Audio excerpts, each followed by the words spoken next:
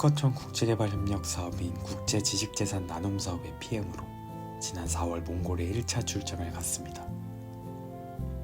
올해 몽골로 총 3번의 출장을 가서 국내 특허 기술을 활용한 스마트팜 시공과 브랜드 개발을 지원할 예정입니다. 몽골은 국경이 바다와 맞닿아 있지 않은 대표적인 내륙 국가입니다. 바다를 통한 무역이 불가능한 몽골은 외국에서 물건을 수입할 때 육로나 항공을 통해서만 가능하기 때문에 주변 국가인 러시아와 중국에 의존적일 수밖에 없습니다. 더욱이 유목 국가였던 몽골은 아직 과체료를 재배하기 위한 기술이나 인프라가 부족하여 자급자족할 수 없는 환경입니다. 이에 몽골 정부는 중국에 대한 과체류 수입 의존도를 줄이기 위해 몽골 내에서 자급자족할 수 있는 환경을 만들고자 다양한 노력을 하고 있습니다. 그의 일환으로 시작된 이 국제개발 협력 사업이 어떤 식으로 진행이 되는지 이 영상을 통해 소개하고자 합니다. 개발협력 사업은 정부 간 진행되는 사업으로 가장 먼저 한국특허청에 도움을 요청했던 몽골 농림부에 방문하여 올해 사업 추진 방향에 대한 논의를 진행했습니다.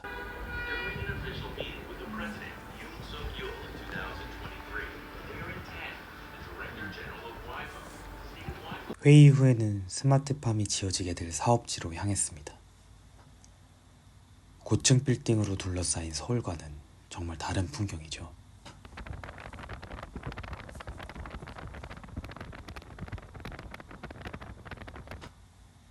사업지 앞에 펼쳐진 풍경입니다. 문이 잠겨 있어서 열쇠를 기다리는 동안 주변을 살펴봤습니다. 하늘과 구름이 참 예쁘지 않나요?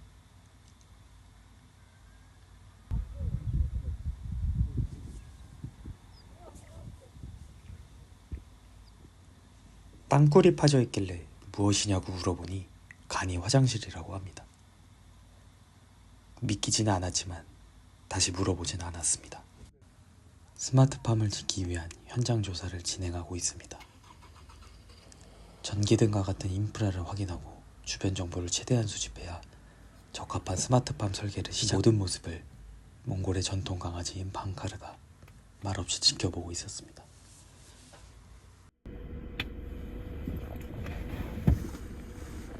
현장 조사를 마친 후 몽골인이 운영하고 있는 스마트팜을 방문하였습니다. 어떤 방식으로 운영 중인지 그리고 농사에 어려움은 없는지 여러 질문을 했습니다. 몽골 현지인에게 직접 듣는 정보들은 사업 추진에 많은 도움이 되기 때문입니다.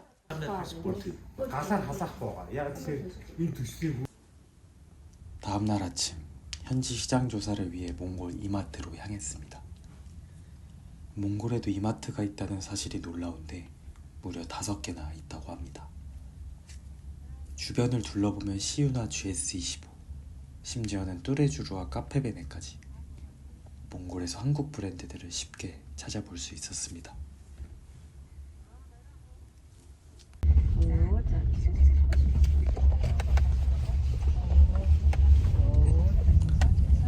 현지에서 판매 중인 과체류들의 가격이나 특징을 살펴보며 추후 스마트팜에서 재배하기에 적절한 농작물을 정하기 위한 회의를 진행했습니다.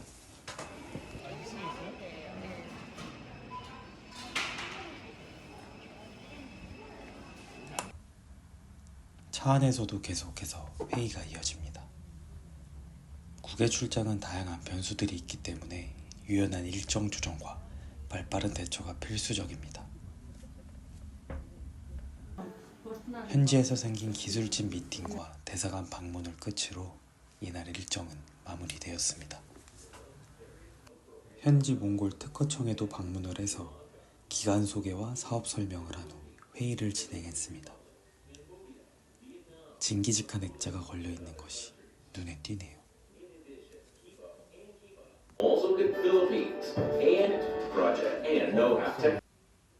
이번 출장의 마지막 일정은 수원기관 임직원들과의 회의입니다. 그들이 스마트팜을 필요로 하는 이유와 앞으로 어떻게 운영할지 구체적인 계획을 들으며 이번 사업의 방향을 잡아야 합니다. 지금은 브랜드 개발 업체와 회의를 하고 있어서 대기실에서 제 차례를 기다리고 있었습니다.